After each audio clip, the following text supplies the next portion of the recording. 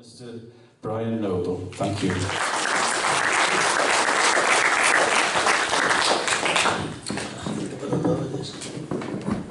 Much taller than I am.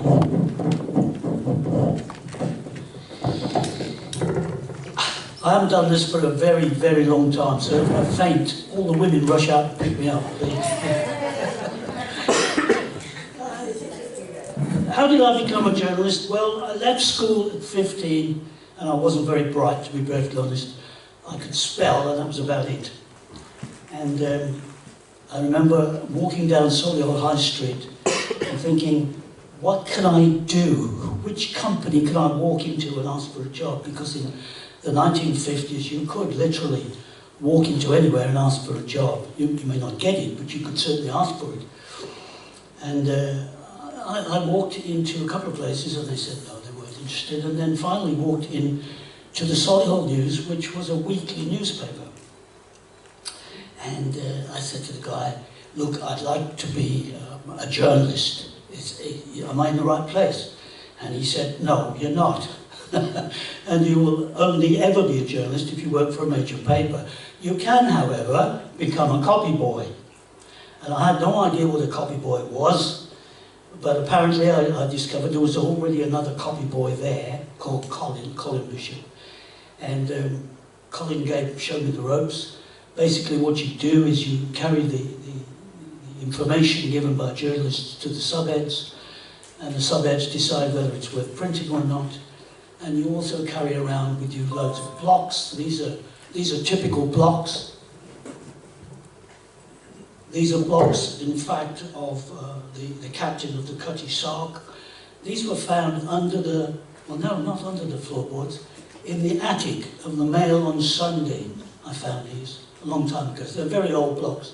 But that's what you used to do as a copy boy, carry around blocks and take bits of paper here and there and make coffee and all the rest of the usual office boy type stuff.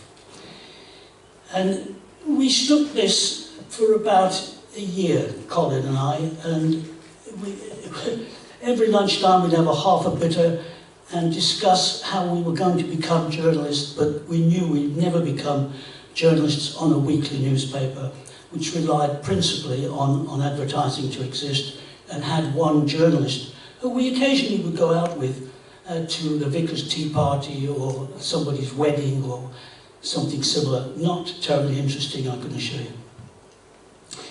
So in around about 1954-ish, we'd been there a year, we both said to the boss, look, we want to become journalists. What do we have to do, right? And he said, you need to work for a major newspaper. So how do we work for a larger major newspaper? How do you do that? And he said, you need life experience. Go out and get life experience. I was 15. What was that supposed to mean, life experience? And he said, well, what you should do, both of you, is go abroad. Go abroad and see what you can find out about the world at large, and come back and apply to a major newspaper, and I'll back you up with a reference.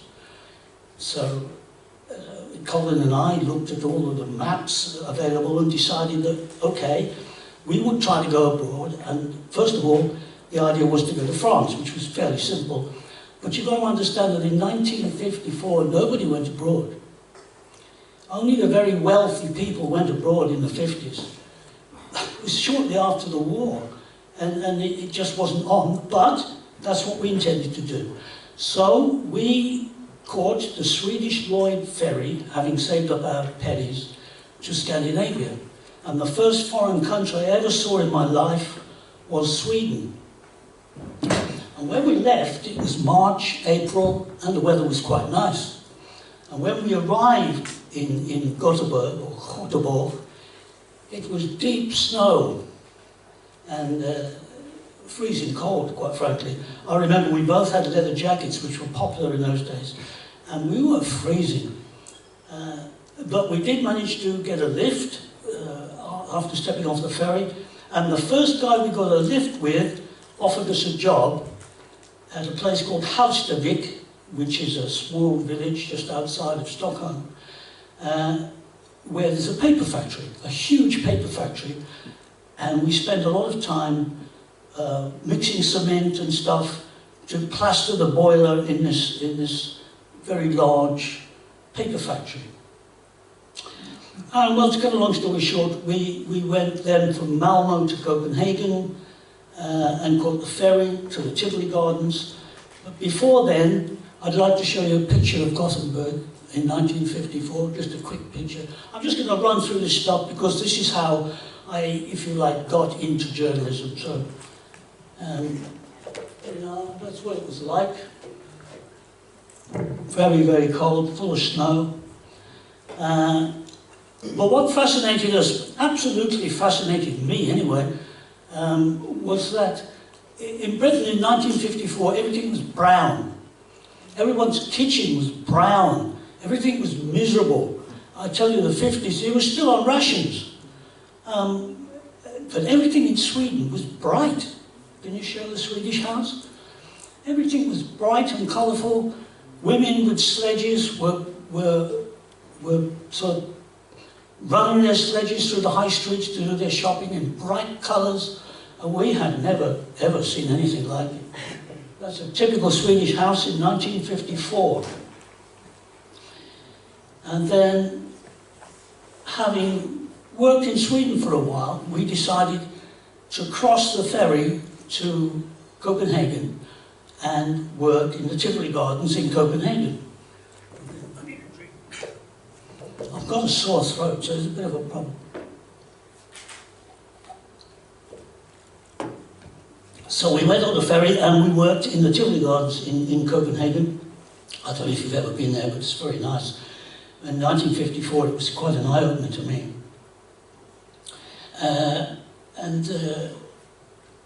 Then, having worked there for, I suppose, 4 or 5 months, we worked our way along the continent into Germany.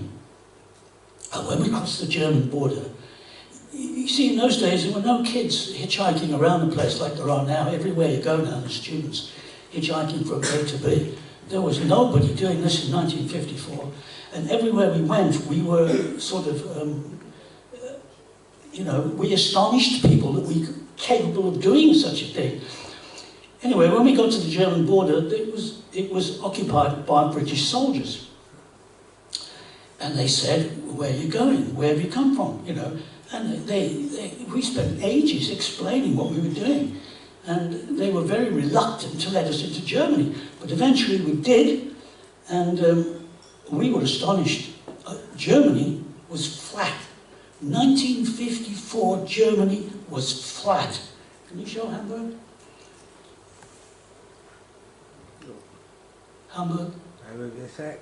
Is there somewhere? I think. There is just a bit, it's just not moving. Yeah. Not moving forward at all.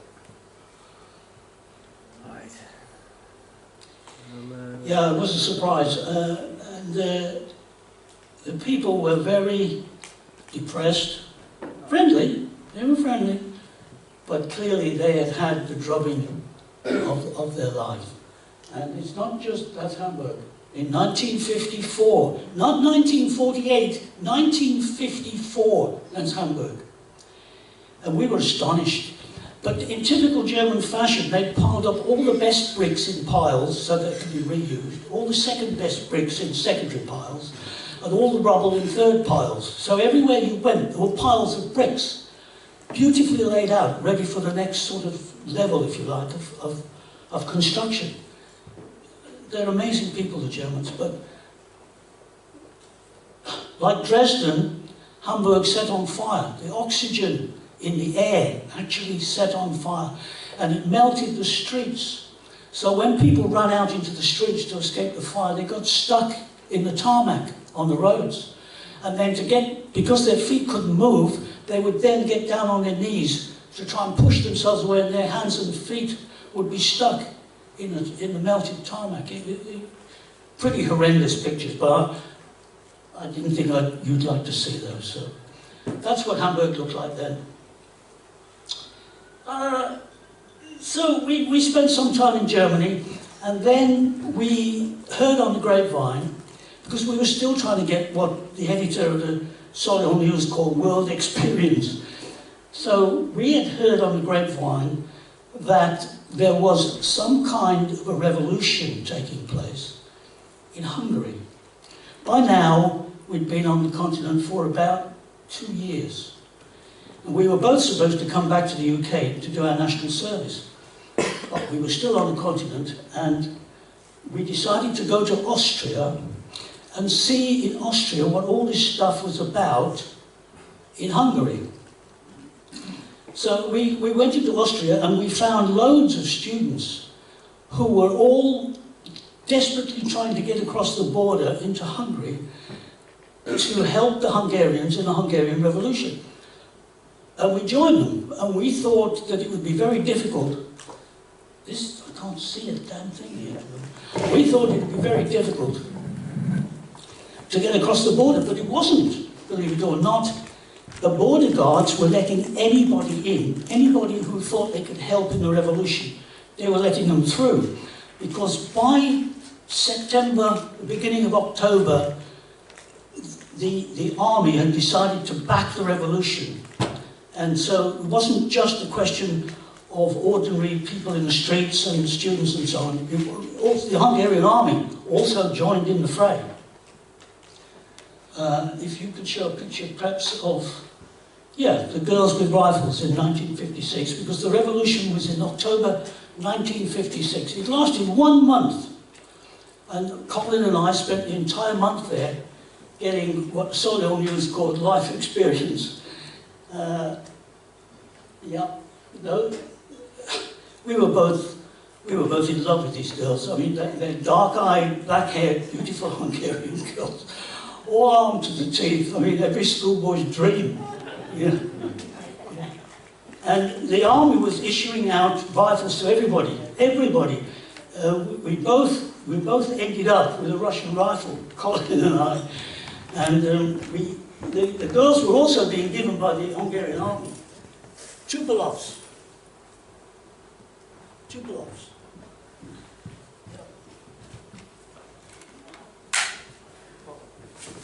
And they were using them. And they showed Colin and I how to use them.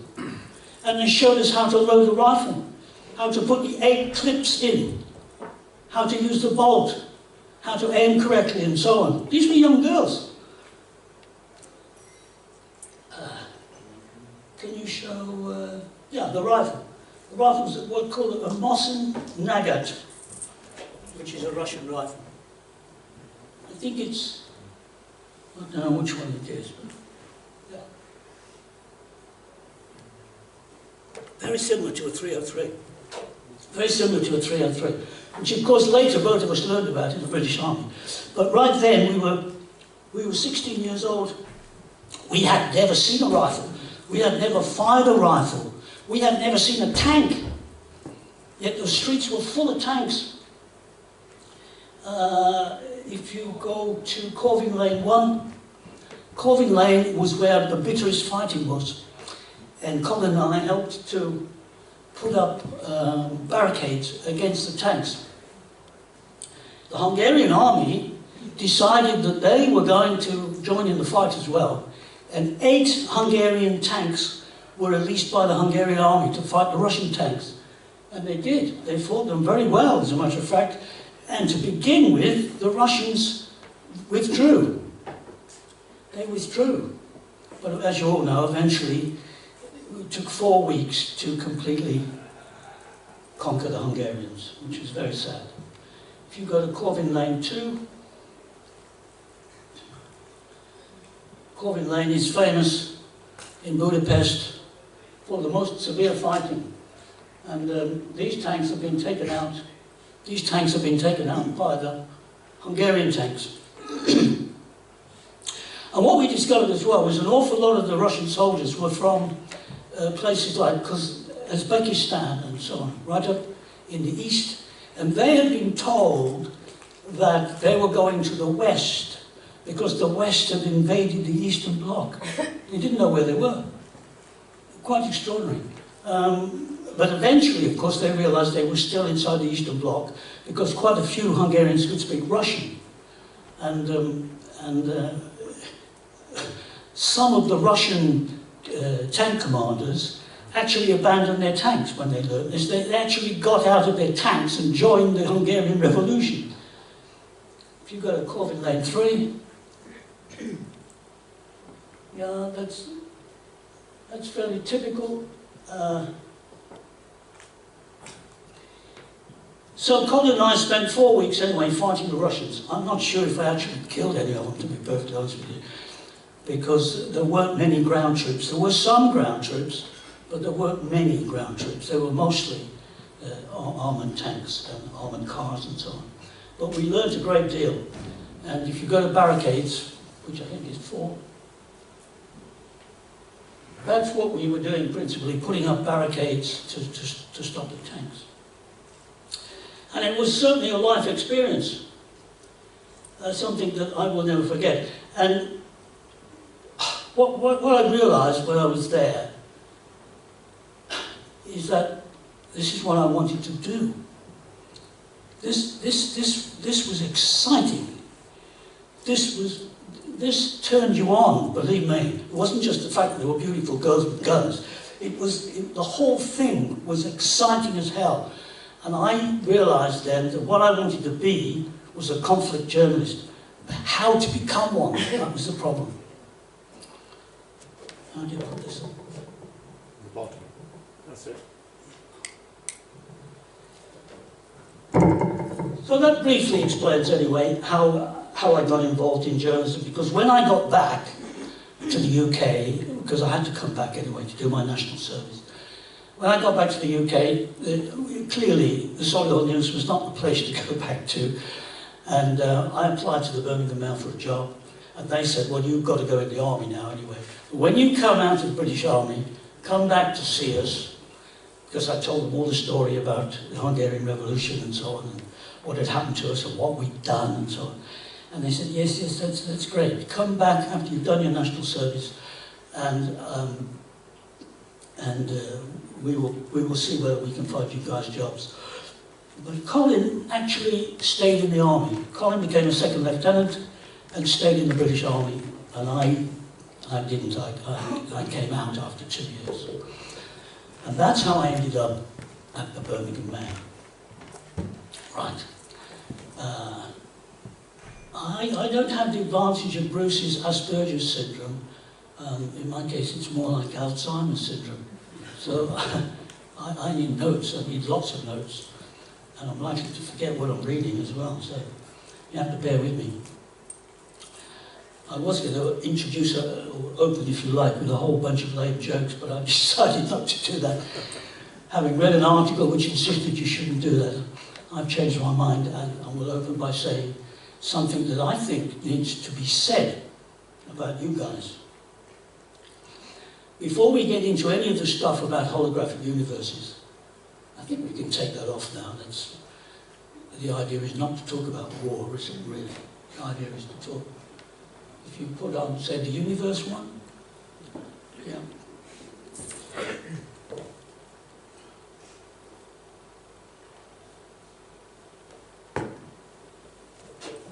Yeah, that's our universe.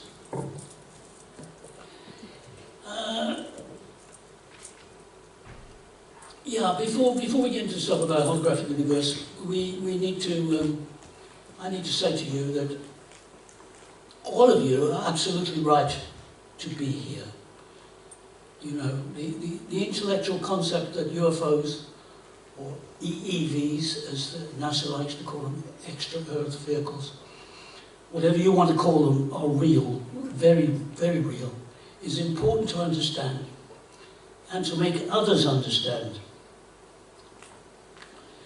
How they get here, why they're here, where they come from, and what their intentions are obviously all up for debate. But the fact that they exist, and that a percentage of the population are not only sure that this is the case, but are prepared to come out and listen to other people's views on this, is damned important, which makes you damned important. Now, never be put off by the idiots who giggle behind your back and say, you know, the couple down the road, they're into UFOs, you know. You know, right crackers they are, you know. You get an awful lot of people who think like that. So, don't be put off by such people, because just they think it's nonsense and we know it isn't. So I can assure you the international military, engineering scientists of this world, and most of the staff at NASA and the Skunk Works Advanced X-Development Program at Lockheed Development, including the CEOs of the Skunk Works, Ben Rich and Kelly Johnson, and many other engineering scientists and physicists, are utterly convinced that this is not mind stuff. At least not in the seeing things that aren't their sense of the world. It's all very real. And in Ben Rich, famously called UFOs unfunded opportunities. I like that, unfunded opportunities. What that means to humanity and its future is obviously unknown. It could be good, or it could be very bad. The question is, will the good ones, the ones that look like angels, you know, the save us, the ones called Nordics usually, will they save us from ourselves? Personally, I doubt it. We are facing huge problems on this planet, and not just antibiotic loss, and not just water loss, and not just global warming, which my other book is sort of about. And it's not just plastic pollution, and it's not just religious disagreements, but as my current book, Will Our Children Survive, points out, oil and gas will run out completely in under 30 years. And no matter what baloney you may have read, or heard, or seen on TV, there is no energy available to fill the energy gap created by the loss of fossil fuels. It doesn't exist.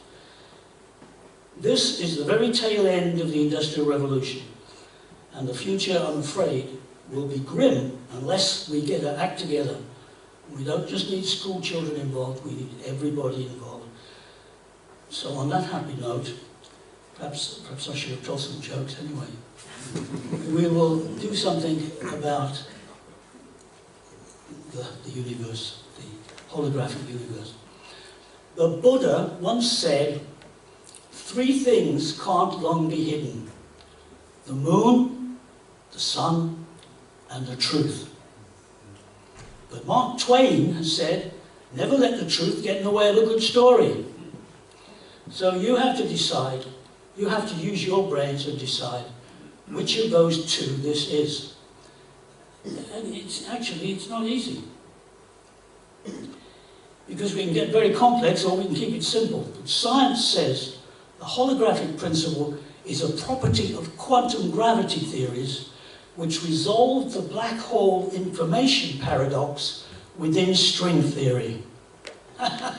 You all understand that, of course. Can you show the black hole, Messier 87? The black hole is the last one.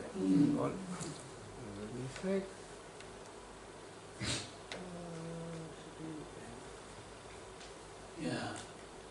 No, that ain't a black hole. Oh. Right, bear with me, because that was the last one I had. Oh, sorry, wrong one. Yeah, that's a black hole.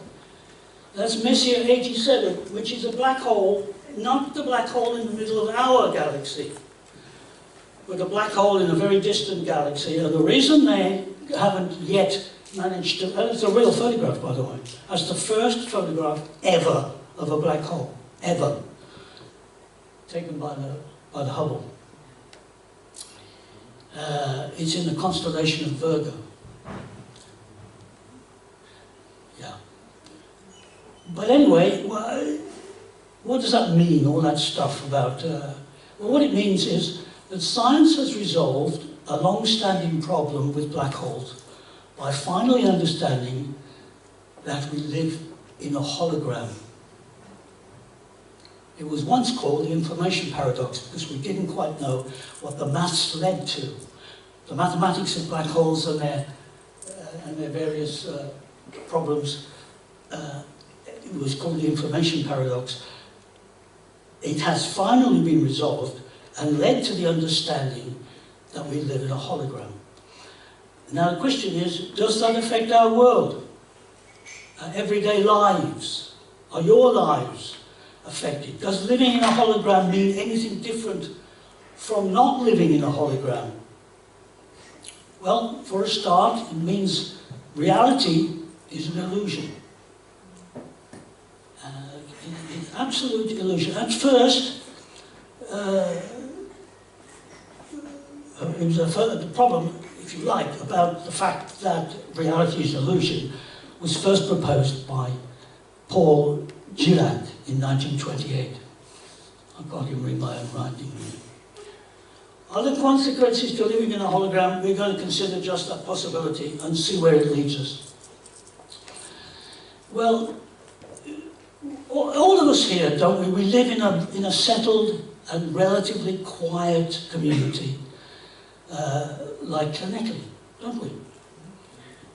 A conventional world compared with, let us say, Harare in Zimbabwe, or Kinshasa in the Democratic Republic, or Monrovia in Liberia. We're shooting a quiet life here. Because if you've ever been, and some of you may have been, to any of these cities, you know that they, and many more in the world like them, are maniacal pits of deprivation, disease, disorder. The people are great, and the children are fantastic, but the towns are horrific. And the diseases they bring to the people, you need to see them to believe it. But is any of this because we live in a hologram? No, it isn't. It has nothing to do with a hologram. Nevertheless, very bizarre things do take place on a regular basis.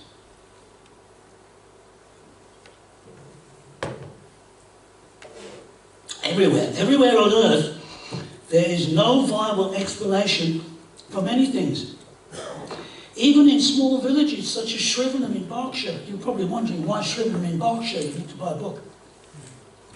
Or San Luis in Colorado, where a farmer describes what happened to his cattle all killed overnight. By the way, we all know about cattle mutilations, but what you may not know is that it's still occurring. And this is from Reuters 2 weeks ago. Their innards were gone. This is a farmer. The innards were gone, their tongues sliced out, udders carefully removed, facial skin sliced and gone, eyes cored away, not a single track surrounding the carcasses, which were found in pastures locked behind 2 gates and a mile from any road. Not a drop of blood on the ground or even on the remaining skin.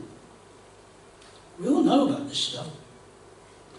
But what does it mean? What does it mean? Are we talking here about demons? What are we talking about? Are we dealing with messengers of deception, as in the Jacques Vallée book, in which he says we're not dealing with space people, but with concepts in which the mind of man is being reorientated, rearranged. And the mind of women too, apparently, although some men might say that's about time, isn't it? Is the rest of the settled Western world, in small towns in Canada, for example, or a quiet village in France, are they also undisturbed by any kind of unusual events? No, they're not. For example, an entire Sicilian village called Caneto di Caronia, as quiet as any Sicilian village can be, from 2004 right up to the present, in fact this week, occasionally bursts into flames. Mattresses spontaneously set fire. Fridges, phones, vacuum cleaners, cars, trucks, electrical equipment of all sorts, but also including organic material, burst unexpectedly into flame. Even with the entire electrical supply to the village cut off, the phenomenon persists. Leaks from water pipes have occurred, and having been fixed, leak 2 inches away, over and over again. A vanity mirror and other mirrors have ignited, and when doused with water, within minutes have ignited again. Hard drives have been wiped clean. Animals die mysteriously all the time, but the villagers themselves seem, so far anyway, physically unaffected. There is no scientific explanation. None. The fires will often run down the street with objects igniting in one house, and then the next, and then the next, with the villagers standing in the street watching this occur while clutching buckets of sand and water. They've got used to it. They've got used to it.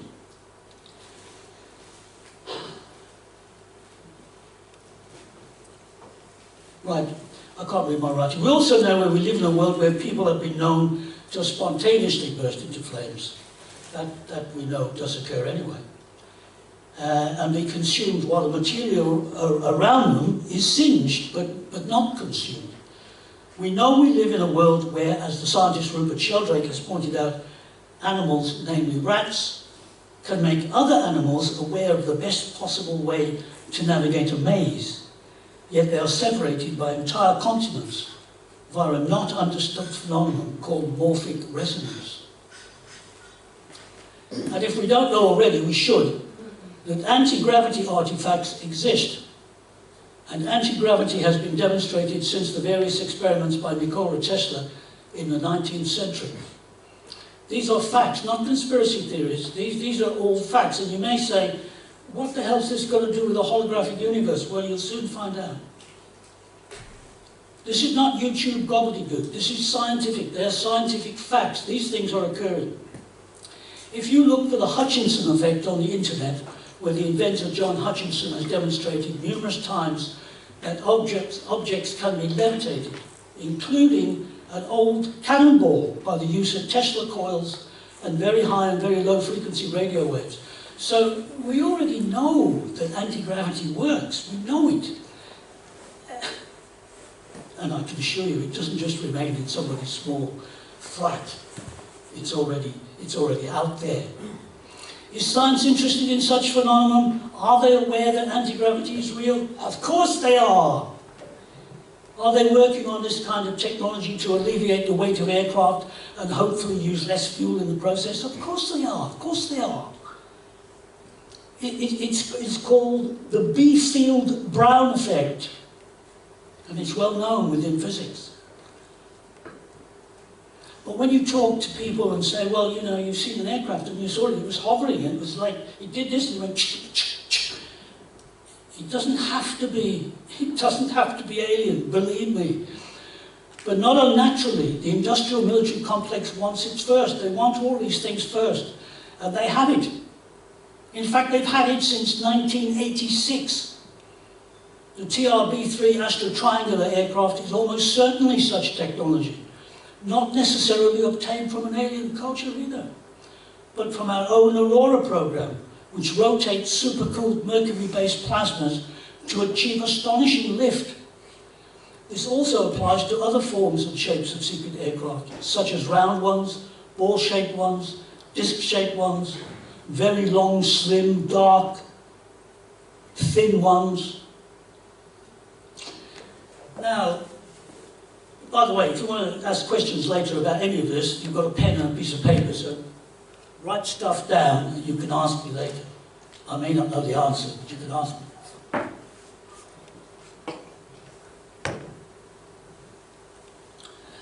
Yeah.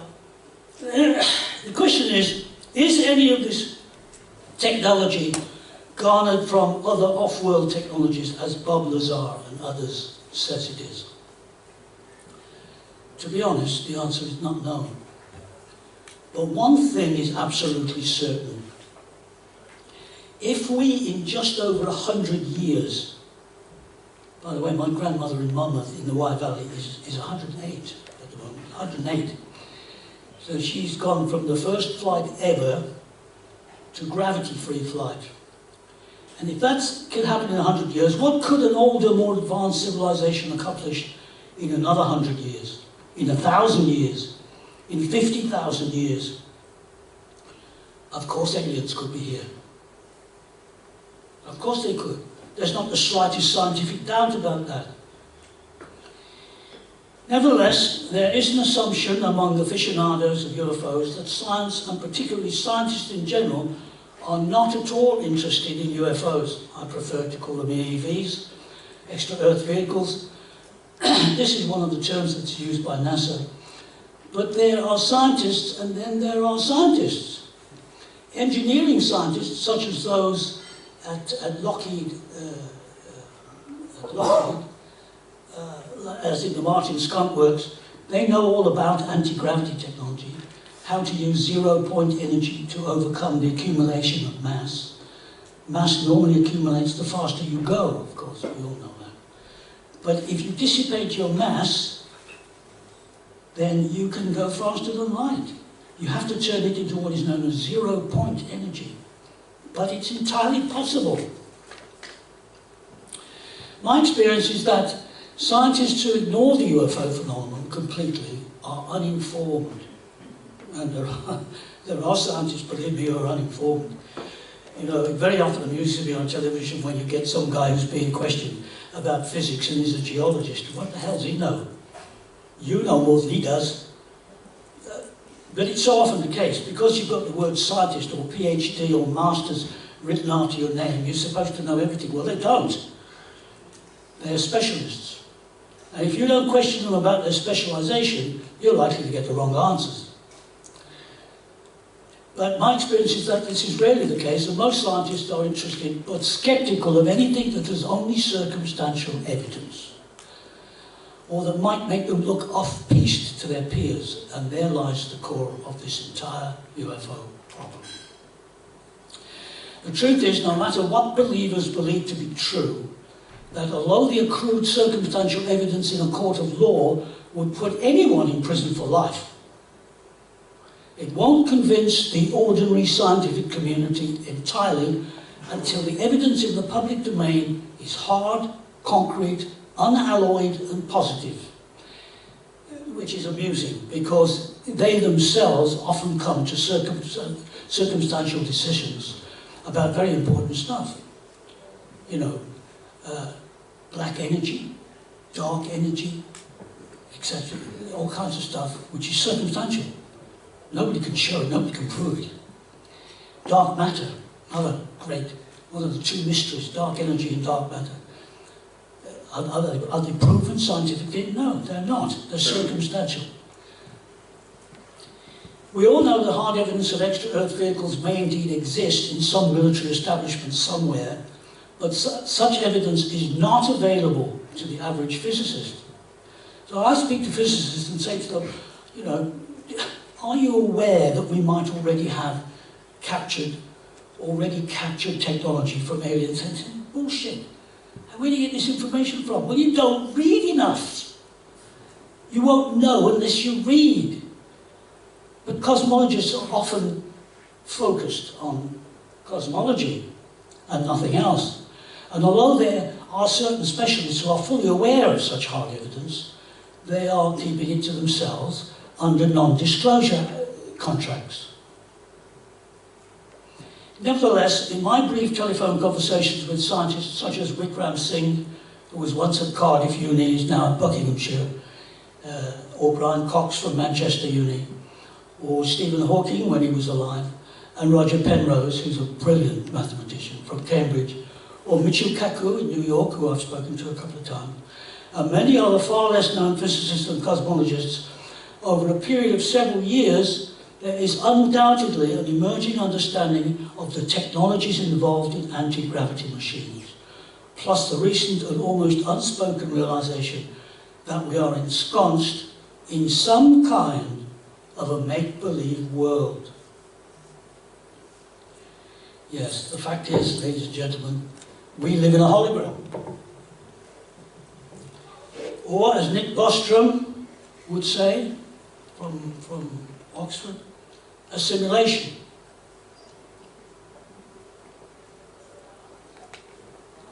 You might say, what's the difference? What's the difference, you might say, between a simulation and a hologram? There is a difference. The hologram is like the hologram deck on the Starship Enterprise. But this hologram is being beamed from somewhere past the light barrier. Now you can show that one with the Earth sort of in a spotlight. Yeah. It's being beamed from somewhere past the light barrier. That's kind of scary, but it's true. The light barrier is the very furthest it would be possible to see if we had large enough telescopes, and it is the maximum distance the light has travelled towards us since the so-called Big Bang, 13.8 billion years ago, at a current speed of 186,000 miles a second. But if you read my book, you will realise that it may have been much faster in the past, and this is... all history is based on the speed of light, and if the speed of light was faster in the past, it compresses history, and this makes the whole thing very fascinating, in fact. It's generally referred to as the cosmological horizon. That's what scientists call it, the cosmological horizon. The universe, of course, continues beyond the light barrier. The light barrier is only the distance that light has travelled since we are aware of the beginning of the universe. But the universe continues beyond the light barrier and is expanding ever faster and ever faster. Nobody knows why, for no known reason. The culprit is thought to be dark energy, which is like some kind of a ghost bully pushing the universe apart. But again, this is circumstantial. You know, they come up with circumstantial stuff just like you do. And then they try to find excuses to make it for real, just like we do. But it is circumstantial. Nevertheless, this is what is happening. The universe is expanding. And dark energy has never been seen and is not understood. And it's not affecting, by the way, which is very interesting, it's not affecting the solar system. The sun is still 93 million miles away. Right? The universe is also full of dark matter. Again, it's circumstantial, so they say. When you look at the night sky, many of the stars, in fact the majority, are not stars at all. They are entire galaxies.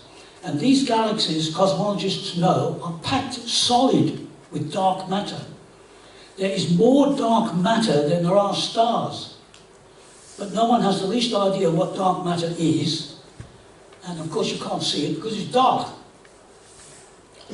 The gaps between the stars and the galaxies are also not empty space. There's no such thing, by the way, as a vacuum. There's no such thing as empty space. It is filled with particles and antiparticles, which are coming and going and destroying each other and being reborn in an insane maelstrom of activity like an unseen boiling soup. And that applies in your laboratory too. There's no such thing as taking out the air and suddenly you've got a vacuum. There ain't no vacuums. A UK and Canadian Italian study has provided what researchers believe to be the first observational evidence outside of mathematical evidence that our universe is a vast and complex hologram. I think we'll do a holographic 2 or whatever. One of the holographic ones anyway. Holographic 2. The gaps between stars and galaxies are not empty space. There's no such thing as empty space, as I just said. And a UK and Italian study has provided what researchers believe to be the first observational evidence outside of mathematical evidence that our universe is a vast and complex hologram. Yeah. The holographic principle suggests that what we all experience every day in 3 dimensions may really be information on the surface located at the furthest reaches of our cosmos. So it's possible that our lives are really just acting out a painting, if you like, on the largest canvas in the universe. You're in a game show, guys. You're being watched. by something or someone. Theoretical physicists and cosmologists investigating irregularities in the cosmic microwave background, that's the 3 degrees Kelvin afterglow of the Big Bang,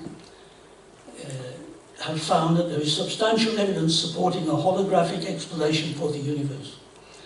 In fact, the hologram principle shows as much or even better an explanation as there currently is for the traditional standard explanation of universal irregularities using the standard theory of cosmic inflation, which of course is the assumed inflation microseconds after the Big Bang that thrust the universe outwards at a speed faster than light speed. And that's another interesting fact. Einstein's theory is energy equals mass at the speed of light squared, says nothing is faster than light. The universe expanding faster than light. How's that happen?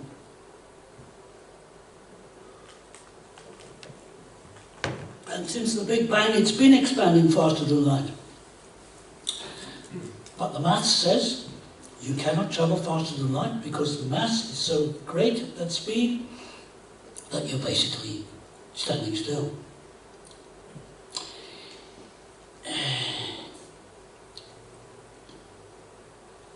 The researchers from the University of Southampton and Waterloo in Canada, also in Lecce in Italy, and the University of Sorrento in Italy, have recently published their findings in the journal Physical Review Letters, which is a peer-reviewed journal of high caliber. The peer reviewing of which is legendary. And their conclusions have been peer-reviewed to the nth degree. And there is no doubt that the universal concurrence exists, that the math matches the observations, and we live in a hologram. And this is how The Guardian describes it, so I'm just going to move to how The Guardian describes it quite quickly. The Guardian says, a hologram is a flat two-dimensional surface that when viewed appears to have a third dimension. In other words, it gives the illusion of having depth. The holographic principle suggests that the contents of the universe originate as mathematics encoded on a boundary surrounding the entire cosmos. If you're struggling to picture that, just relax, because the scientists can't envision it either. They can't. You can do the maths on these things, but then you've got to try and picture it. Not so easy. They just know it works mathematically. Scientists like this approach because it could help solve one of the biggest puzzles in physics, how gravity works on extremely small scales. Without this, physicists struggle to understand what happens inside a black hole, or what happens at the moment the universe came into existence. According to previous theories, when matter falls into a black hole, it is crushed out of existence. But how can something just vanish? It contradicts the principle that matter can neither be created nor destroyed. You can take this table and do what you like with it. You can burn it. You can do anything you like with it, but the matter remains in the universe. The ash will weigh exactly the same as the table. You cannot destroy matter. So the information contained in the matter is smeared across the black hole's boundary. That's what happens when stuff disappears theoretically into a black hole. It's spread across the boundary. And again, no one knows what this means in reality. It just gets the sums right. But these latest results apply the holographic principle to the origin of the universe, and scientists have found that mathematically the holographic principle works, and there too, now they have to figure out what that could mean for our understanding of the universe. Perhaps the simplest answer is that it is a giant pan-dimensional cinema, after all. Now, the simulation argument differs somewhat from the technical hologram argument in that the simulation argument, as presumed by the Swedish philosopher at Oxford, Nick Bostrom, who I've spoken to a few times, awfully nice guy, assumes three criteria. All decisions lead to an assumption that we must already be in a computer simulation. This theory is now reinforced by the hologram principle. So, you're in a computer. You're in somebody's computer. And you're being watched, you're being looked at, the fires, the cattle mutilations, they're all part of this game. A holographic universe was first suggested in the 1990s and is one where all the information which makes up our 3D reality, plus the addition of time, of course, is contained on or in a two-dimensional surface on its boundaries. That is, on the boundaries of the universe, which are actually out of sight, of course, behind the light barrier, where Leonard Susskind says the universe is 1,000 times bigger than the one we can see. What do you think about that? It's already beyond belief. Imagine then, if you can, everything you see, feel and hear in 3 dimensions, including your perception of time, emanates in fact from a flat 2-dimensional field, the concept of which is similar to watching a film. Watching a film, which of course represents life in 3 dimensions, but is actually being shown on a flat screen in 2 dimensions. But your brain, your mind, gives it 3 dimensions. The idea is very similar to that of an ordinary hologram, where a 3-dimensional image is encoded in a 2-dimensional surface, such as in the hologram on your credit card. However, this time the current thinking is that the entire universe is encoded with you in it. With you in it. When watching a film in the cinema, your mind automatically connects to the 3D world being viewed, doesn't it? We see the pictures as having height, width, and crucially depth. The difference in our 3D universe is that we can touch objects and the projection is real from our perspective. Yet we all know that what we are really touching is a whole bunch of air connected by particles. The combination creating energy containing a lot more air than particles. Particles acting in a certain way make wood, the table. Others in a different motion are steel or plastic. They're all particles, mostly air. And what you're touching really isn't air. We all know that energy equals mass at the speed of light squared. On the most basic level, the equation explains that energy and mass or matter are interchangeable. In your table in front of you, energy is trapped in the vibrations of the wood. In the right conditions, energy can become mass. And vice versa. The energy of the light from your torch is the same as the energy in an apple. It's energy. It's all energy. Everything is composed of energy. Everything. This, me, you, the floor, the ceiling, everything.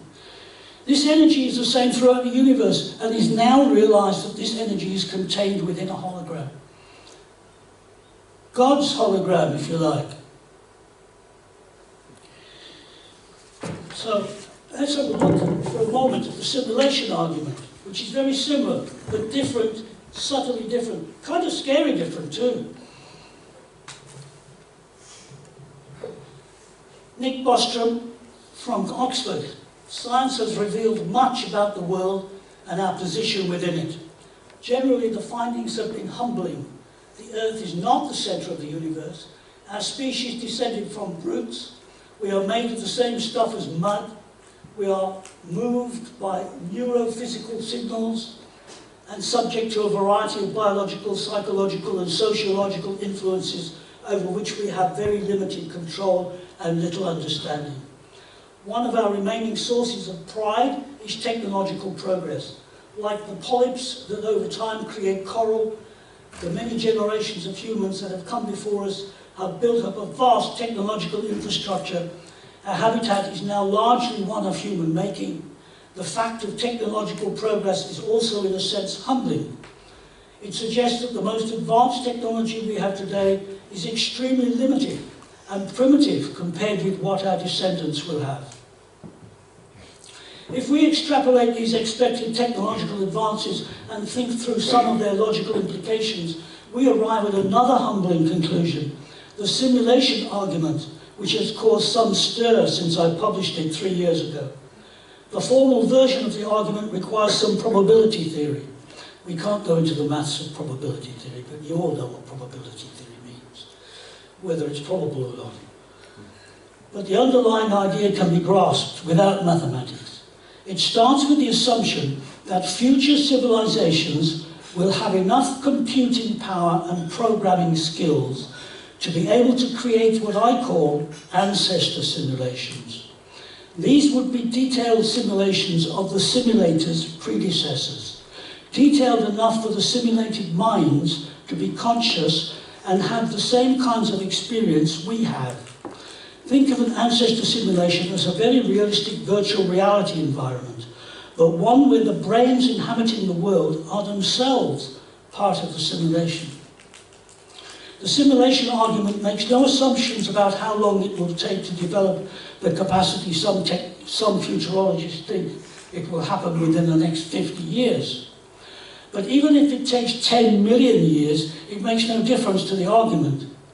Let me state what the conclusions of the argument are. The conclusion is that at least one of the following three propositions must be true. Almost all civilizations at our level of development become extinct before becoming technologically mature. That's one possibility. And in our case, it is an extreme possibility. The fraction of technologically mature civilizations that are interested in creating ancestor simulations is almost zero. That would appear to be extremely unlikely. You are almost certainly living in a computer simulation. That is his conclusion. How do we reach this conclusion? Suppose first that the first proposition is false. Then a significant fraction of civilizations at our level of development eventually become technologically mature. Suppose too that the second proposition is false. Then a significant fraction of these civilizations runs ancestor simulations. If both 1 and 2 are true, then there will be simulated minds like ours. Now, it continues in this vein for quite a long time. I don't want to bore you. But basically, what Ostrom is saying is that the holographic principle may not just be a mathematical conclusion arrived at because we have found out how the maths works in black holes, which leads to a holographic universe, which leads to the understanding that we are a hologram, but that this hologram, if you like, is already simulated in a computer somewhere. Computers improve their technology by about 80 to 90% every 2 years. And within 50 years, we will have computers that will do the most astonishing things. You will not believe what they will be able to do. Anyway, that's Bostrom's view on the fact that we might live in a holographic society, if you like, or one which is inside a computer. But you see, what scientists won't directly tell you, I never do, is that, they won't say it in so many words anyway, but they always intimate its likelihood, the ones I've spoken to, they intimate its likelihood, that if that is the case, and it appears to be definitely the case, you ain't real. You ain't real. Nor am I, nor are they, nor is anything you see around you, or anything you touch, including anything you believe in your mind. And that is probably why such anomalies as fires in a village, disappearing people, and animals and a host of other stuff, including where your watch or your purse suddenly appeared from. You know, when you already looked 50 times in that exact spot, and then suddenly it's there. How's that happen? But it does. You know, and how Uri Geller, for example, can do so. I interviewed Uri Geller donkeys years ago in Oxford Street, and I gave him a fork, a heavy fork from Lyons Courthouse, and their knives and forks were really heavy. And he didn't even pick it up, he didn't even touch it, and he bent double. Scared the shit out of me, to be perfectly honest with you. But I couldn't get my editor to do anything, to write a story. He didn't want to know. I was working for the Birmingham Mail then. No, I wasn't. I was working for the Mail on Sunday then. Yeah. He didn't want to know. But you see, what's important is that shamans, remote viewers, psychics, you know, can they somehow bend the matter in the hologram?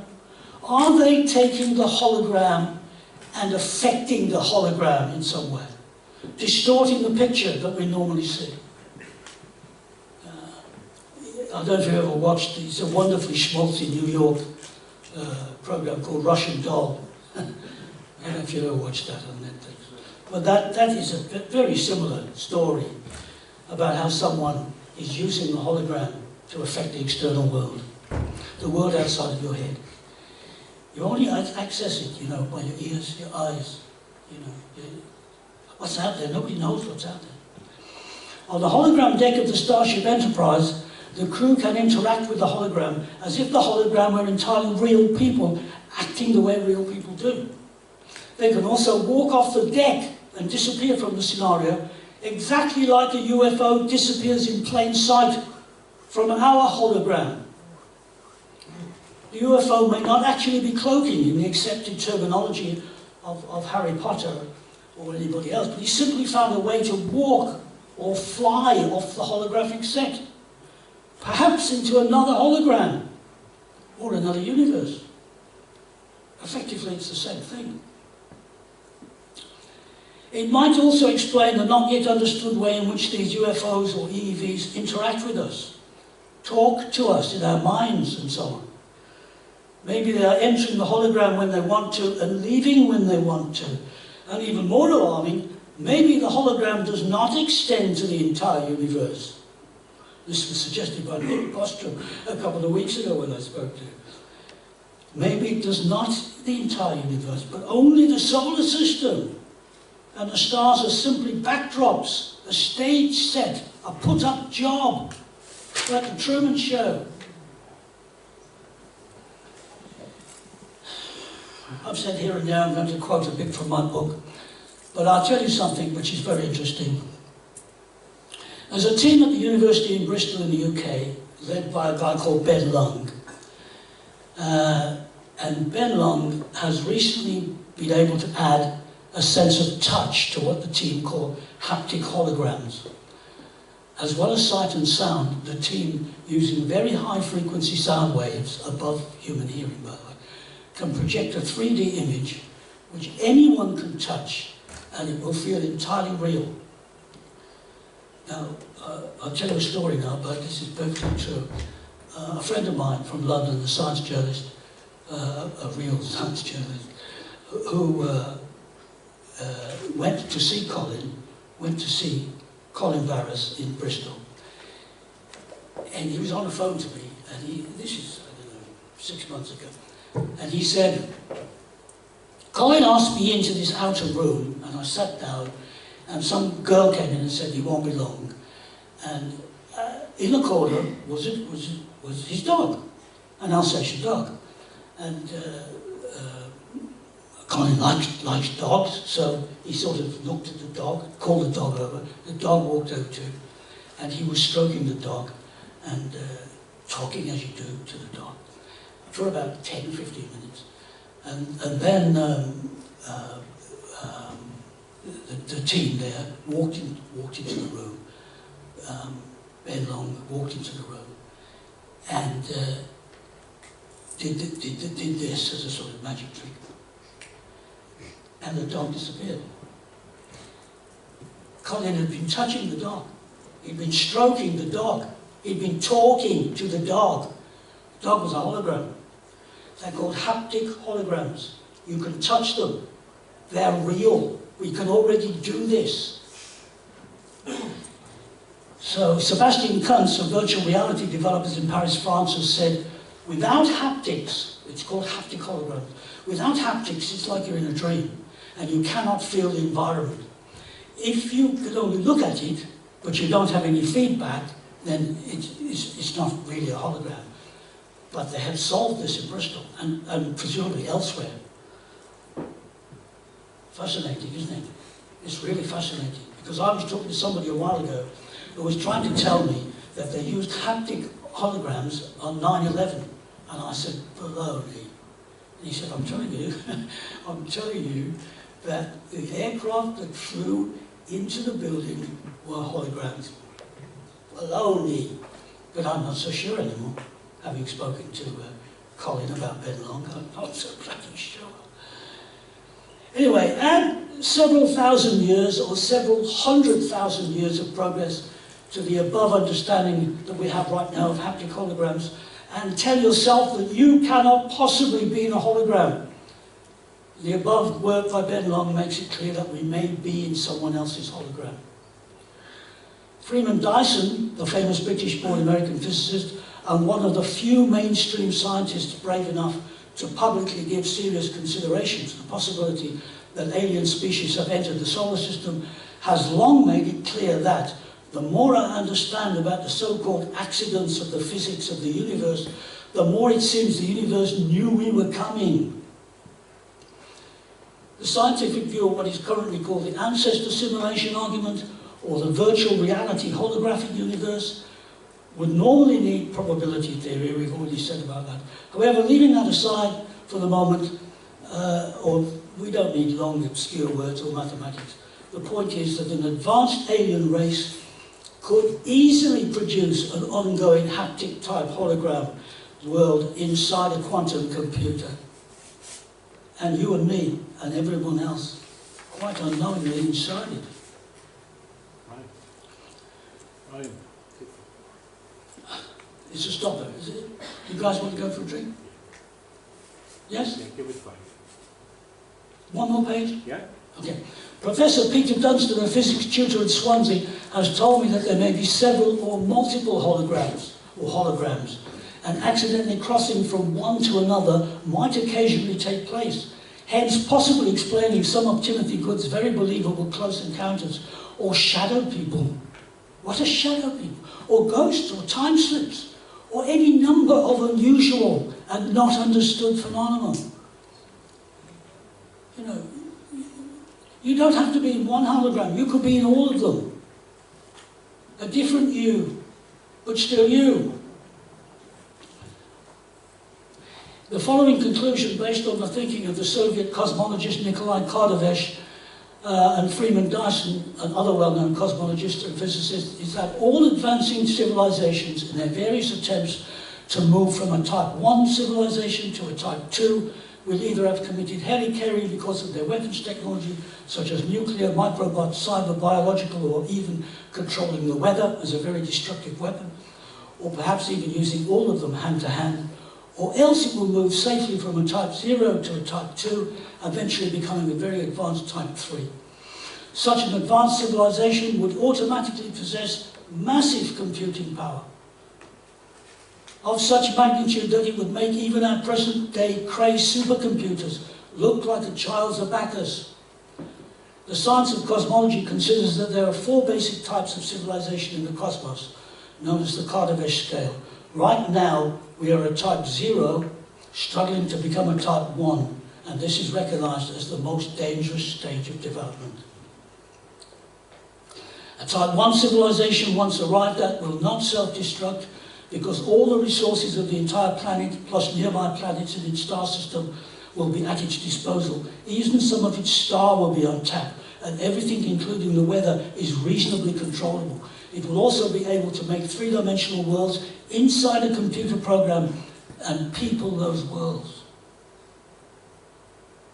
A type 2 civilization will be able to entirely engage the energy of the solar or personal star system and mine other planets for minerals.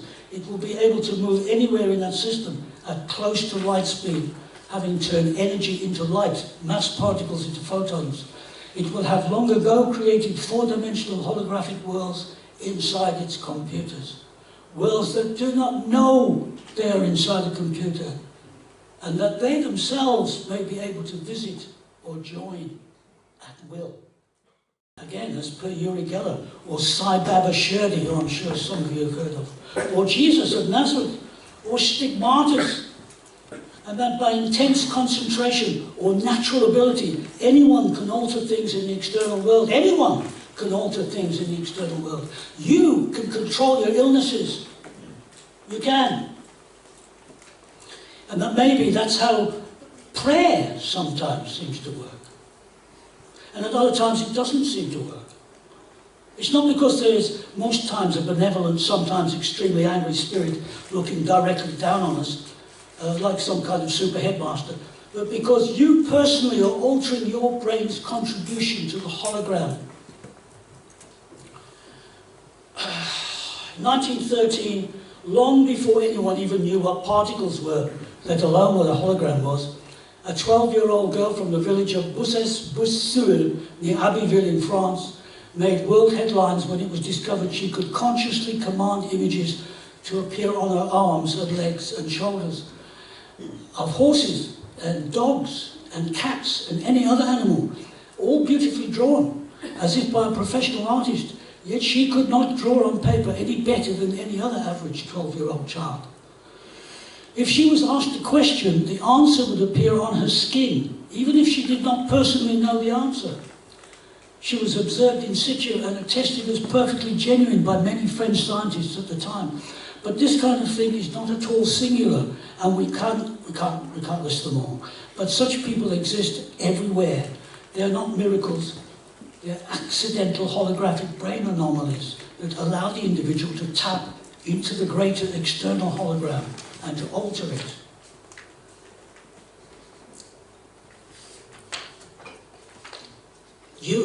You can also create miracles. You, like Jesus or Sai Baba Shirdi. We don't just live in one of these holograms, we are that hologram. And of course, if there are many multiple holograms, we are back in Whoever-It's multiverse, are we not? Whoever-It's multiverse. And all of you in this room may be in every single one of these universes. Some versions will be a little different from this version. You will simply be sitting in a different seat. Or maybe you married that first boyfriend and now you have a different partner. Or you may be single when you are now married. Or married when you are now single. Other versions may be very different indeed. You could be a street boy in Nairobi. Or if you're now male, you could be a call girl in Brooklyn. Or a criminal in a Congolese prison. In which case, God help you. It's not Groundhog Day, that's simply a continuous repeat of the same hologram. It's more like Source Code Day, where every hologram the military officer is returned to. I don't know if you've ever seen that. It's just that bit different from the last hologram. You may even be alive in this version and dead in the next. This is not fiction. This is not fiction. This is not a Mark Twain story. This is not a never let a good story get in the way of a truth situation. A holographic universe is a scientific fact. It's currently at the forefront of scientific knowledge. However, what is not understood is whether, as the physicist Whoever-It and his many followers insist, the multiverse is as natural as water in this universe, or whether the entire contraption is fabricated. However, the consensus, but not yet the evidence, at least not yet, is that it has to be contrived, and could well be contrived in a sort of super-duper quantum computer, either in our own future, or somebody else's future, or somewhere else. We don't know. We simply don't know. But this is interesting, because the furthest out probe ever sent from this planet, Voyager 1, is currently 120 times further from us than we are from the Sun. And when it left the solar system, strange things began to happen. It was launched on the 5th of September 1977. The Sun, by the way, is 93 million miles, and it is now 120 times further from us than the Sun. Stanislaus Klimich is a physicist from the Johns Hopkins University Applied Physics Laboratory, and is a lead author of one of the 3 new papers on Voyager appearing in Science on June 27th. He said, "The models that have been thought to predict what should happen are all incorrect." He says, "We essentially have absolutely no reliable roadmap of what to expect at this point. The strangest things are occurring." Researchers know that Voyager 1 entered the edge of the solar wind in 2003. And when the spacecraft's instruments indicated that particles around it were moving subsonically, having slowed down after travelling so far from the sun, then about a year ago, everything got really quiet around the probe. Everything went quiet. Voyager 1's instruments indicated that the solar wind had suddenly dropped by a factor of over 1,000, to the point where it was virtually undetectable. The transition happened extremely fast, taking only a few days. So what's the problem? What does that mean? Well, if the solar wind was completely gone, galactic cosmic rays should be streaming in from all directions. Instead, Voyager found them coming preferentially from one single direction. Furthermore, even though the solar particles had dropped off, the probe hasn't measured any real change in the magnetic fields around it. That's very hard to explain, because the galaxy's magnetic field is thought to be inclined 60 degrees from the sun's field. No one, he said, is entirely sure what's going on. When scientists say that, you can bet they're really, really puzzled.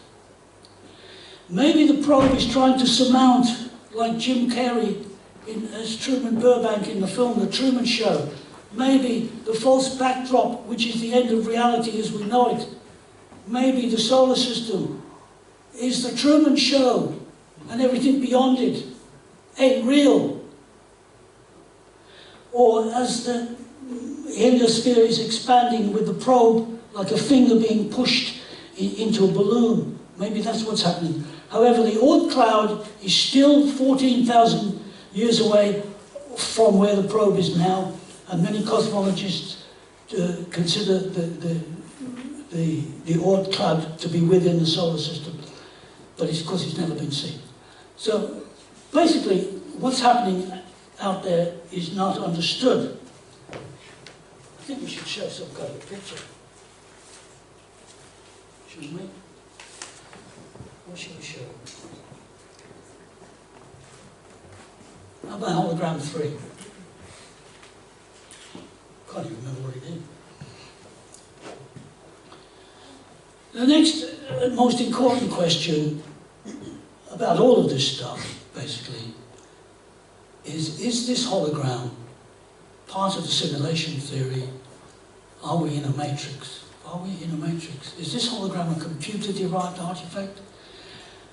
And many scientists involved in this quest for the absolute truth say, yes. Yes, we are. We know of no natural circumstances that could produce such a phenomenon. How else could it be done? Your memory is a holographic, possessing no precise location in the brain, etc. We know on Earth that computers double their efficiency every 12 to 18 months. We know that the future holds a lot of hope for artificial intelligence, and that AI robots and quantum computers that will be thousands of times more efficient than even the present-day crazy supercomputers are just around the corner. Assuming we do not kill ourselves in the interim, or the planet doesn't kill us, which is looking ever more likely, the day will come when humans will be able to also put a three-dimensional and inhabited world into a quantum computer, and the occupants will not know they're in a quantum computer. They'll be just like you guys, they won't know they're in a computer. Eventually, all advanced technological societies in the universe will be able to do the same thing, until the worlds created inside computers will be the norm and outnumber the real worlds or the original worlds. The original worlds may no longer exist, in fact, only the worlds created inside a computer. Which leads us to the mathematics involved in the possibility of us already being a computer-generated holographic world. And the math involved concurs that that simply has to be the case. Now you might ask, why would anyone bother to do this in the first place? Perhaps only because they can, or for entertainment purposes, as in the Truman Show. Or perhaps we are a game show, we are a game show of some kind, and we can be manipulated like a game show. I know, says the player. Let's make Russia invade Iraq and get a bloody nose, and then get the Saudi Wahhabists to fly planes into some building and stimulate America to invade Iraq. and Syria, but ignore the real culprit, which of course is Saudi Arabia. Gosh, wouldn't that be cool? You know, 16 of the pilots involved in that from Saudi Arabia had nothing whatsoever to do with Iraq. Yeah, it's because of the oil, that's why we went to Iraq. Maybe we are simply a computer lesson for alien children in a school lab somewhere in the deepest reaches of space. But the point is, and it's a serious point, this is not science fiction. This is science fact. No one is going to change their mind tomorrow and say, oh, whoops, oh dear, we got it all wrong, guys. We're not part of a holographic universe after all. They know we already are. All the mathematics has been months, years ago, in fact, they were aware of these possibilities. And because of the black hole problem, they now know it's for sure. And questions arise, do they not, like a swarm of blue bottles, are the UFOs and their occupants also part of this hologram? Or are they in some way outside of this hologram and able to visit the holodeck like tourists, like the crew of the Enterprise can? If the hologram ends at the edge of the solar system, maybe they can flit in and out like shadow people. It's a lot to take in. It's such a mind-warping fact that the mind automatically rejects it. It does. It's so weird, it's so uncomfortable, so it's so out there, it simply cannot be true. But it is. Consider history and all its wars. The First War, for example. The Crimean, the First Modern War. The First World War, the Second, the Korean, Vietnam, Afghanistan, Syria. What a game we're in. Someone's playing this game. What a game we're in. What a frigging nightmare from which there is no waking up. Do you think the game makers invented Hitler and Mussolini and Churchill and Stalin and Theresa May? Or did we? Perhaps millions or even trillions are watching this cosmic movie with relish and disgust and alarm and sometimes joy, like we watch our own TV, our own soaps. Who knows? But there's no point whatsoever in creating a holographic universe or the holographic solar system if behind it there's absolutely no reason for it. Furthermore, if we made a holographic play ourselves, a three-dimensional creation, would we not take the activities beyond the life of the actors into a second life or a return to that life, as on a carousel? Bring back the characters in another guise, or perhaps once the game is started, only minimal tweaks are allowed and the game runs its own course. But perhaps more importantly, is this hologram winding itself down to the finish? Are we entering the end times as portrayed in the Bible? Yeah. We have 8 billion people on this planet, and we can only stand 9 billion. We're running out of antibiotics, we're running out of water. Fossil fuels have 30 years. We're in trouble. We're in a lot of trouble. The third secret of Fatima, according to Sister Lucy, would be clearer after 1960. But the third secret was never opened by the Vatican in 1960 and was not revealed until theoretically June 2000. And many people believe, including some notable Catholics, that this secret is still a secret. And the revelations revealed concerning the moral collapse of the Church in the 20th century are not what Lucia dos Santos heard the apparition tell her, but something much more monstrous and unnerving. Even though in the meantime there really has been a moral collapse of the Catholic Church. There's more paedophiles in the Catholic Church than there are in, well. When Ratzinger was elected Pope in 2005, Archbishop Gus Wine was made Principal Private Secretary and later became Prelate of His Holiness. In 2006, he was questioned by a noted Vatican insider, and he elected to say that if you have read the apocalyptic eschatology in the Bible, you know what the third secret is about. But there is no indication in these prophecies of what actually causes the destruction and chaos indicated in the Bible. However, if you can imagine an extremely slowed down video of a large airliner crash and then apply that image to society at large, the picture emerges of a catastrophe the catastrophe that creeps up on humanity very slowly, but very determinedly.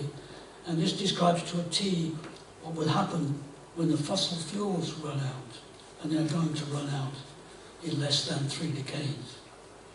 But that coming disaster will be beaten to the punch by global warming. We're currently facing a whole new set of problems in this game. I mean, it's even possible that some teenage alien schmuck, probably sitting in his badly decorated alien bedroom, covered in posters of female naked aliens, 20 centuries from now, because time is relative, is playing this game. We're in it. He's playing this game and roaring with laughter at our wars, our inadequacies, our hopeless political situations, in which we stagger annually from bad to worse and back again. We all know that right now antibiotics are running out of steam faster than Jesse Owens could piss off Hitler. Oxycontins and other prescription opiates are killing people in the Western world in their thousands, particularly the US, faster than road accidents. Opiates are now killing people in America faster than their road accidents. Banks, and not just the Vatican Bank, are laundering dirty money by the billions and getting away with it. Car companies such as Volkswagen and others push particulates into the atmosphere that kill thousands and then deliberately manipulate the vehicle software to hide the fact. Shell companies hide trillions from tax payments. Young women, mostly from Eastern Europe, are exploited for pornographic videos and forced into prostitution in their thousands. We have a host of problems.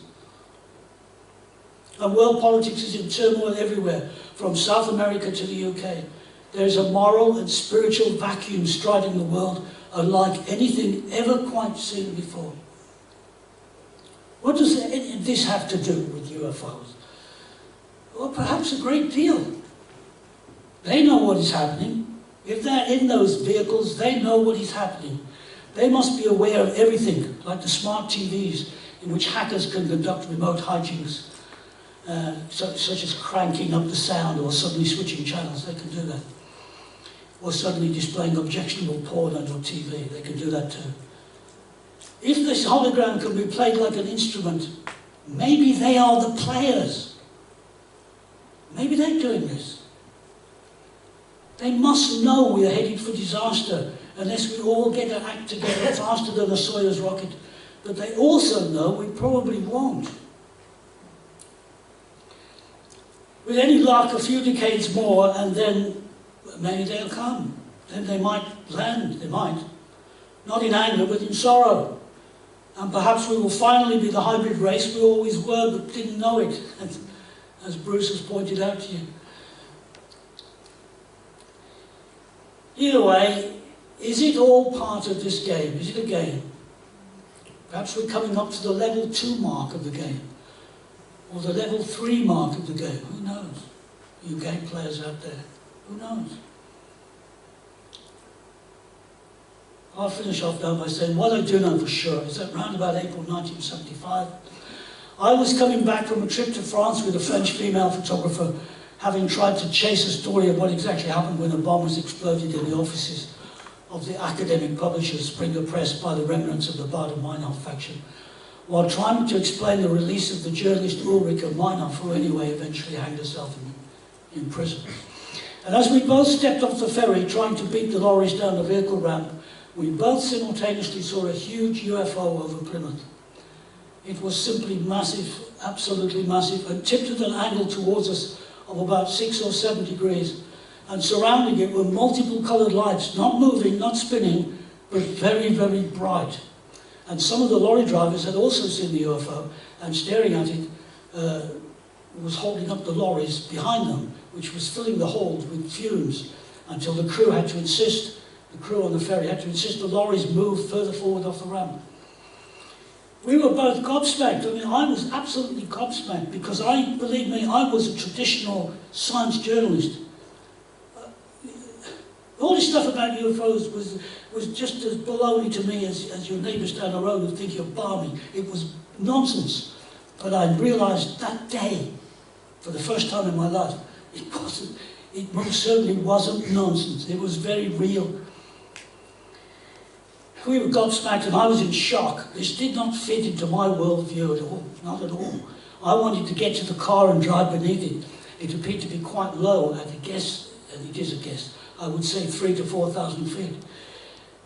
There was a slight mist around it, a kind of halo around the UFO, as if it was sitting in a pool of diffused light. And when we finally got to the car and started to recover our senses a bit, Janine, she was my photographer at the time, started taking pictures. But as I drove closer to this thing, she began to get very panicky. And suddenly the bloody thing spoke to me, and I've never told anybody this before in my entire life. I'm telling you, it's true, I'm telling you now. I haven't even told Bruce this. Bruce and I have become quite friendly, but I haven't even told him. It spoke to me, quite loud, actually, in my head. Too loud, as if I was deaf or something. And it said, and I quote exactly what it said. It said in my head, "It's the army." And I said to myself, back to this voice in my head, I said it out loud, actually, so that Janine thought I was going nuts. Of course it's not the army.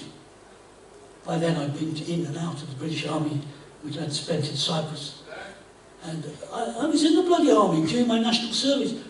Who are you trying to kid? They're definitely not the army. And there was a short pause, and then it said even louder, "It's the Navy." And again I said, "Do me a favour," popular expression at the time, "do me a favour." Of course it's not the Navy. I don't know who the hell you are, but you aren't either of them. And then it shrugged. I mean, it shrugged in my brain, in my mind, it shrugged. If you can possibly imagine a shrug in one's mind without words being spoken. It was really weird, and I'm not kidding you, this was really weird. It upset me for a long time.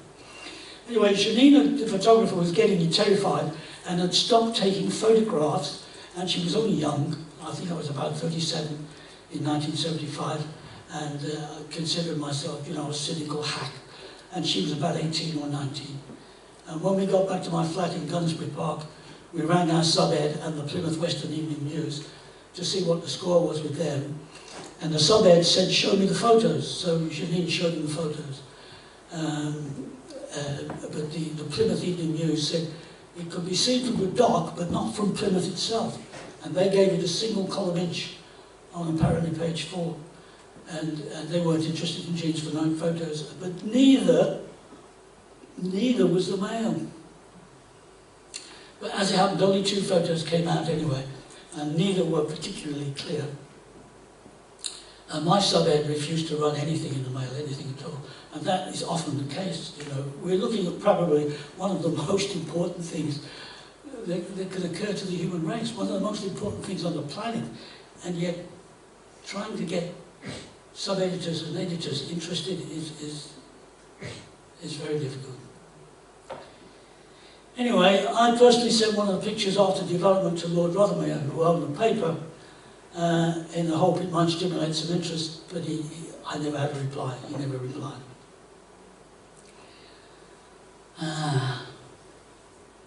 I've never forgotten that day.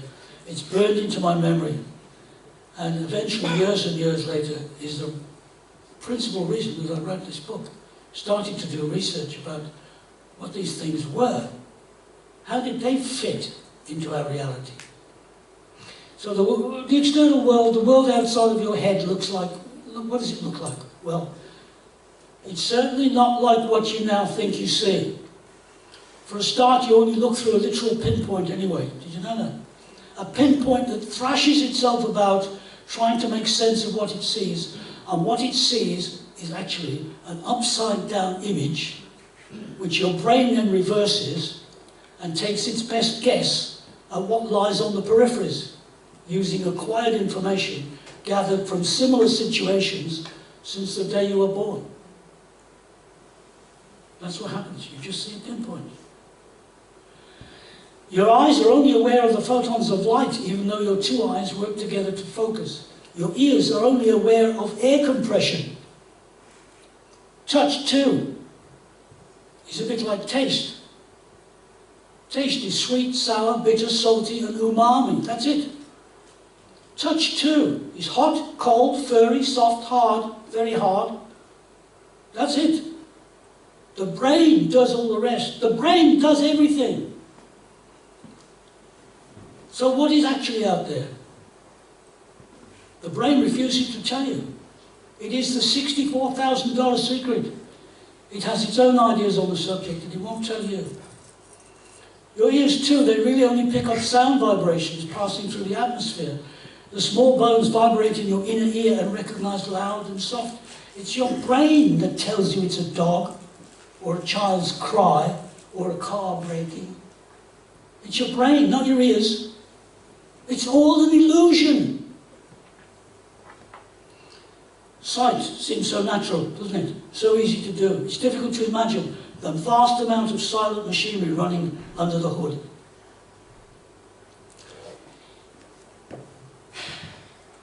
Consider the case here of Tom. Consider the case of a guy called Tom, who lost his sight in a chemical explosion and then was given the opportunity to get it back. He lost his sight at 3 years old, and after 40 years of blindness, he underwent pioneering stem cell surgery to repair the physical damage.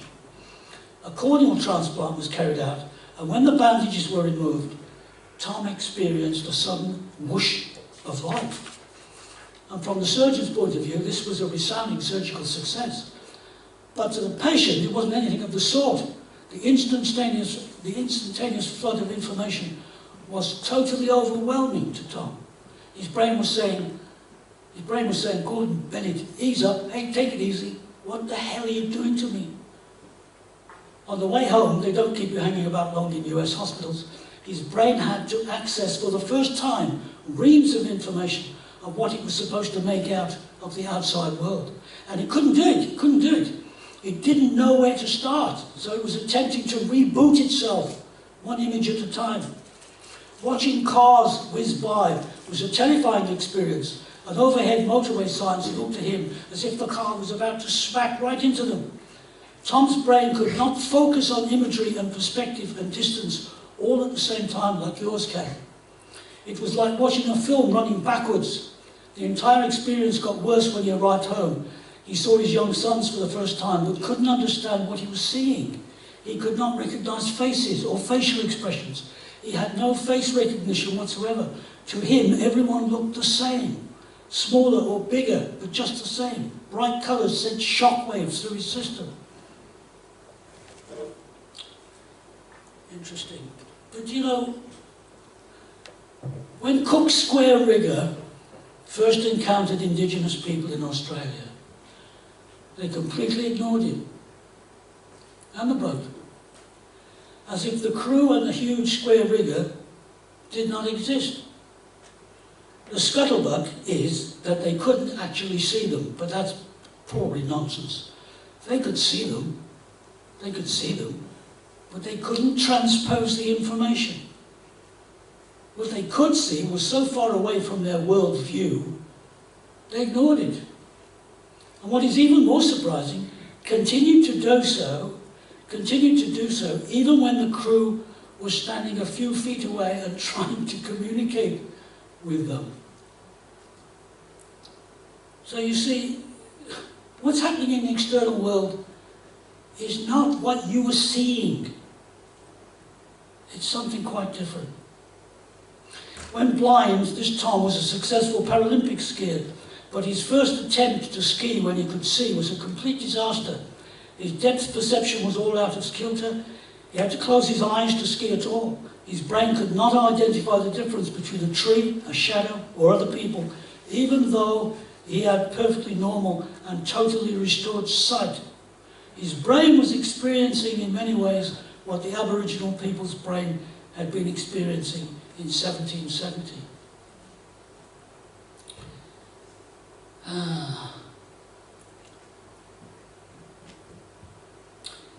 Well, Tom's experience tells us how many elements had to be in place for the holographic quantum brain to make any kind of sensible picture of the outside world.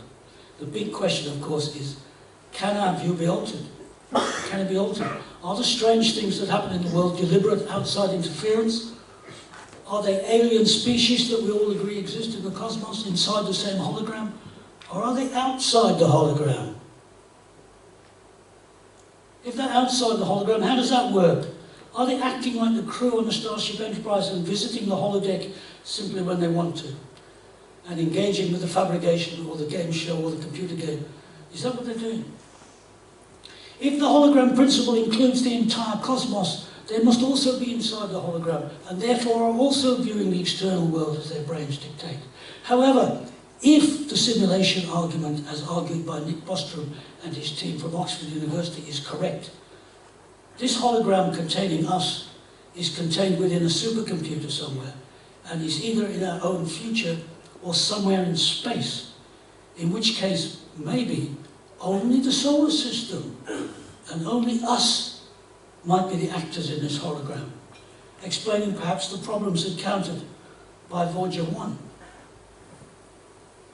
It may simply have come to the end of the Matrix. Recently, a few scientists have argued that a supercomputer containing a simulated universe of our complexity would need all the atoms in the universe to construct it, but have added the addendum that that does not apply if it only contains the solar system. Well, there's a whole bunch of stuff here now which is about maths, and we don't want to go into that. But if you could step outside your brain and perceive reality as it really is, you wouldn't recognize it at all. The brain constantly takes in billions of bytes of information and then sifts through it in microseconds to find meaningful patterns, and uses those patterns to build a multi-sensory technological stage show outside. That is a complete fabrication.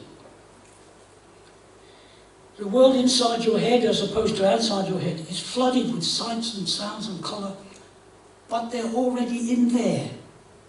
They didn't arrive, strictly speaking, from outside. Your brain makes these things. Your brain sees red, green, blue.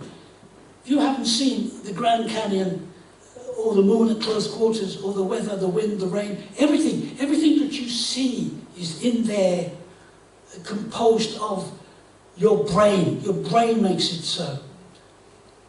If you could construct a huge living skull and climb inside, you would see that it's damn dark, and apparently has no way to obtain the information it needs to construct the charade outside.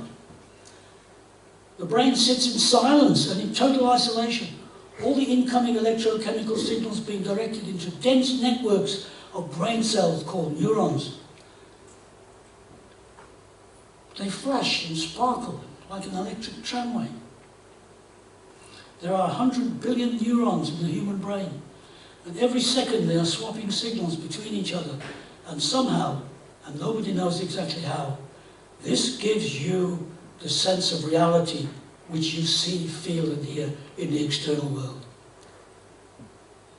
Whether it's the bark of a dog, or the moo of a cow, the smell of newly mown grass, or your wife yelling at you again, it's all the same stuff, creating an illusory world inside your brain. It's an amazing piece of kit, of course, but it can go wrong, and it does often go wrong, and fairly easily too. People with Alzheimer's, and frankly I think I'm not that far off myself, are beginning to lose the ability to sift through the continuous stream of incoming data. And schizophrenics have the signals wrong too. It's all supposed to be a product of millions of years of evolution, a slow accumulation of understanding and compromise and luck. Not so, say many people. We appear to be the product of intelligent intervention millennia ago, and that's effectively what my book is about, among other things. So thank you guys for listening. I'm sorry if some of it was boring, but I think that's about it.